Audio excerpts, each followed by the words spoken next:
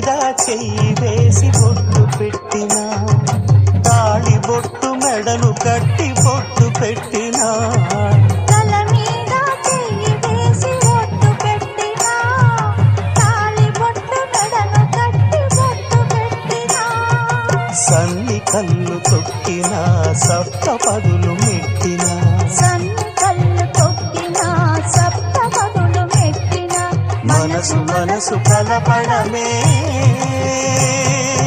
మంత్రం పరమార్థం.